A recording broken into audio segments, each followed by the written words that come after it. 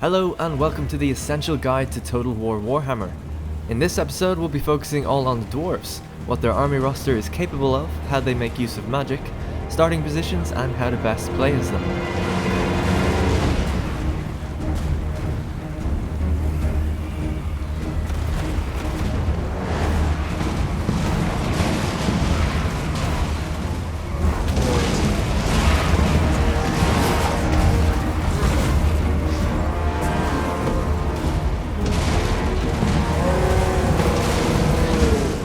Starting with their army roster, the Dwarfs only have access to infantry, missile infantry, artillery and war machines.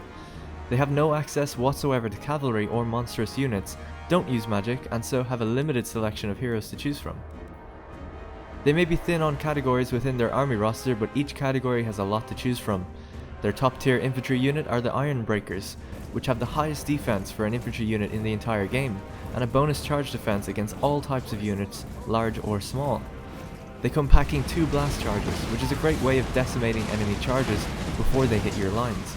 Hammerers are your go-to unit for fighting infantry. They have an extremely high melee attack and weapon strength, and are considered high damage dealers.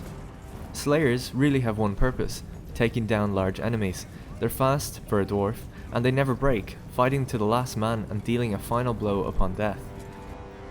Their missile units range from crossbow infantry to gunners to mini cannons they carry around on the battlefield. Thunderers, for an example, are excellent rearguard troops as they can fire over their mates' little heads and still do well in melee if they get flanked.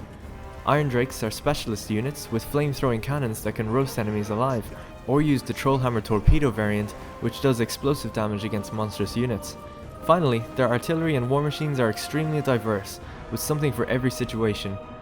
Gyrocopters are the cavalry of the Dwarven world, flying around the flanks of the enemy to rain showers of steam down on the enemy infantry. Their Brimstone gun variant swaps out the steam attack for a longer range, almost machine gun type weapon that is armor piercing and much better against large enemies. Finally, a gyro bomber is packed with a brimstone gun and a payload of 12 bombs that can be dropped manually over the battlefield. They also have 4 types of cannon: the grudge thrower, a standard piece of artillery with long range; the cannon, a powerful long range weapon perfect for crumbling walls or targeting large foes; the organ gun, a medium-range anti-infantry gun with high rate of fire; and a flame cannon, a short-range, high-explosive anti-infantry weapon that basically just packs a huge punch. Counting the 4 guns together, they pack the highest damage over any other artillery piece in the game. For magic, the Dwarfs have a runesmith that only really has area of effect buffs for those around him, and a master engineer that again buffs reload speed around him only. Because of this, and the lack of cavalry, the Dwarfs are an extremely immobile defensive race. They can deal with whatever anyone throws at them, but are limited in what they can throw back. When fighting other races, it's actually best to avoid land battles altogether for the most part, especially in the early game. Land battles give the enemy room to maneuver their cavalry, so fighting in sieges and moving around the underway is actually a much safer bet, as cavalry counts for very little down there. Even if you're ambushed in the underway, chances are you're better off than if you had been above ground.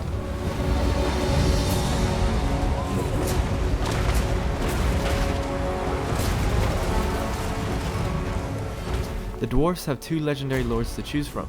Each comes with 2 faction-wide benefits that can never be changed after you make your choice. As the Dwarfs, you can choose between Thorgrim Grudgebearer and Ungrim Ironfist. Choosing Thorgrim, who is the current High King of the Dwarfs, will give you 2 faction-wide benefits, a minus 10% to the construction of military buildings, and a minus 10% for Longbeards and Hammerers units. Thorgrim's starting army will start with the Grudge Thrower, Quarrelers, and Hammerers, favouring defensive players. Choosing Ungrim Ironfist, the Slayer King, will give you 2 different faction-wide benefits, a minus 25% cost for Slayers, and a minus 50% upkeep for Slayers.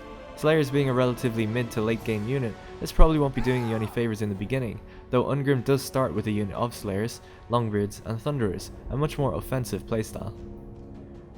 Of course, both legendary lords become available at some point throughout your campaign, so you don't completely miss out. You just define the starting armies you want to use and tailor your traits for your campaign. As the Dwarfs, you'll start in the province of the Silver Road, owning the city of Karaz-e-Karak. You'll be faced with 4 greenskin enemies right from the beginning. The Bloody Spears, which own a massive 5 settlements around you, can be a fairly threatening foe and a real pain as they can rebuild quicker than you'll be able to expand at first. To the west, the tribe of Scabbii are weak and are only at war with you, so you'll get all their attention. To the south, Red Fangs own 5 settlements as well, and the Greenskins' main tribe are also at war with you. However, the Greenskins have a habit of fighting between themselves, so take advantage of their quarrels whenever you can. You'll need to form alliances with Zufbar and any other dwarven nation you can in order to systematically destroy the Greenskins. The best way to do it is to focus as much as possible on one tribe at a time, uprooting them from your rightful Karax and confederating with any other dwarfs you can to gain a massive boon to resources. This starting scenario is meant for experienced players who really know what they're doing. You're basically surrounded, fighting a combined landmass of 14 settlements. Those 14 settlements can and will churn out armies faster than you can keep up with. Use the underways to get where you need to go and quickly raise and destroy what you can just to buy time and prevent them from recruiting. At some point later on, you could propose a confederation, merging dwarven empires together to claim their armies and territories instantly. You'll need favourable attitude to do that though, so help your allies out, fight alongside them and don't trespass on their territory. The technology screen for the Dwarfs is one of the more traditional for Total War games.